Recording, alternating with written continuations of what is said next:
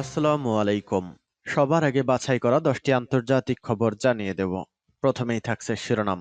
তবে তার আগে অনুরোধ থাকবে ভিডিওটিতে একটি লাইক দিবেন।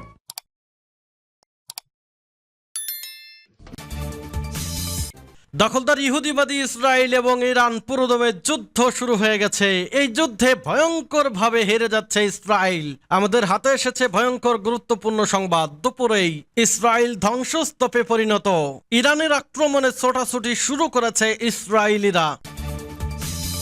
এরপরই জানিয়ে দেব ইরানের হামলায় ক্ষয়ক্ষতির বিষয়ে জানালো দখলদার ইহুদিবাদী ইসরায়েল। আরো জানিয়ে দেব ইসরায়েলি পাল্টা হামলায় সমর্থন দেবে না যুক্তরাষ্ট্র, ভয় পেয়েছে। এরপর জানিয়ে দেব ইসরায়েলের সরাসরি হামলা, উচ্ছ্বাস প্রকাশ করছে ইরান, আনন্দে মিছিল করছে মুসলিম শক্তিধর দেশের জনগণ। এবং সর্বশেষ জানিয়ে দেব ইসরায়েলকে সহায়তাকারী দেশকে ইরানের কঠোর হুঁশিয়ারি। এতক্ষণ শুনছিলেন সংবাদ শিরোনাম, এখন বিস্তারিত। অনুরোধ থাকবে ভিডিওটিতে একটি লাইক দিন, কমেন্টস করে জানিয়ে দিন আপনি কোন জেলা থেকে বা কোথা থেকে এই সংবাদটি শুনছেন। ভিউয়ার্স, আজকের সংবাদের সব থেকে গুরুত্বপূর্ণ বিষয় হচ্ছে দখলদার ইহুদিবাদী ইসরায়েল হামাস এবং হিজবুল্লাহ যোদ্ধাদের সাথে যুদ্ধের মধ্যেই এইবার সরাসরি ঘোষণা দিয়ে ইসরায়েলের কলিজায় ঝাঁকে ঝাঁকে হামলা শুরু করেছে ইরান। জঙ্গি ড্রোন, ক্ষেপণাস্ত্র, মিসাইল দিয়ে টানা 5 ঘন্টা একের পর এক ঘাঁটি গুড়িয়ে দিয়েছে ইরানের। ইনশাল্লাহ অচিরেই ফিলিস্তিন একটি স্বাধীন মুসলিম রাষ্ট্র হিসেবে স্বীকৃতি পাবে আর ধ্বংসস্তূপে পরিণত হবে ইসরায়েল। এতে আপনার মতামত কি? কমেন্টস করে লিখে জানান। ইরানের আক্রমণে ছোটাছুটি শুরু করেছে ইসরায়েলিরা। জেরুজালেমের মামিল্লা পাড়ার 49 বছর বয়সী মুদি দোকানের মালিক ইলিয়াস বারাকাত বলেছেন, আপনি দেখতে পাচ্ছেন যে একটি দোকান খালি, সবাই বাড়িতে দৌড়াচ্ছে। বারাকাত জানান, পানি, খাবার সবকিছু মজুত করার জন্য অনেক লোক তার দোকানে যায়। তিনি বলেন, সাধারণত আমরা রাত 1টায় দোকান বন্ধ করি, তবে আজ আমরা খোলা রাখব।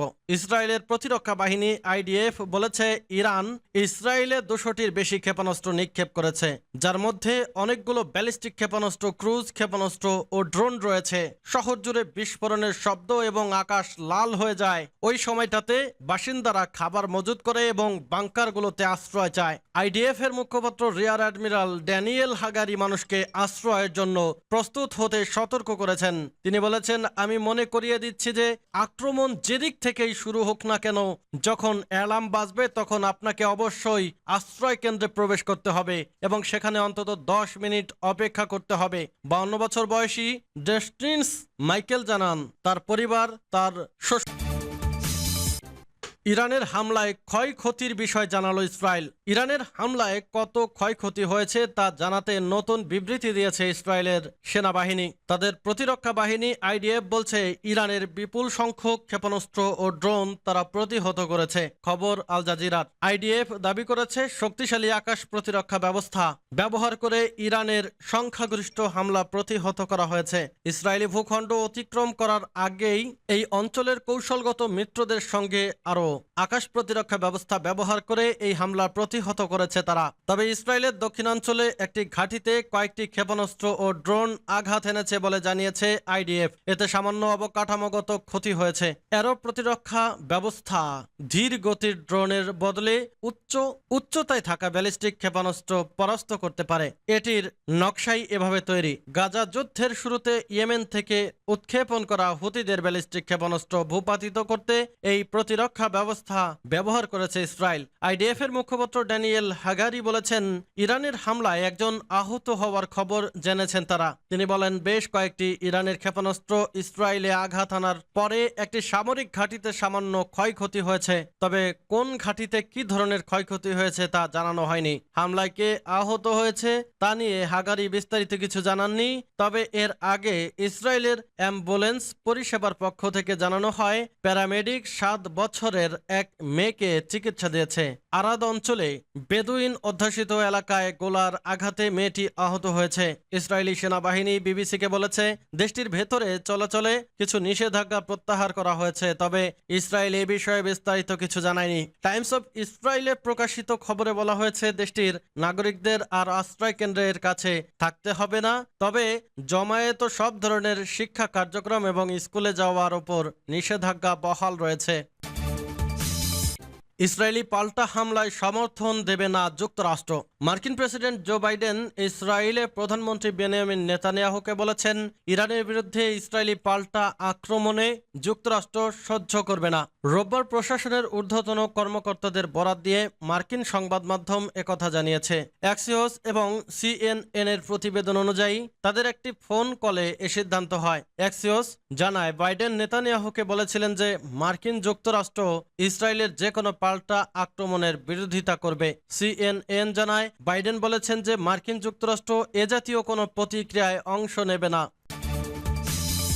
ইসরায়েলে সরাসরি হামলা, উচ্ছ্বাস প্রকাশ করে ইরানে মিছিল। ইরান প্রতিশোধমূলক হামলায় দখলদার ইসরায়েলে ৩০০টির বেশি ড্রোন ও ক্ষেপণাস্ত্র হামলা করেছে।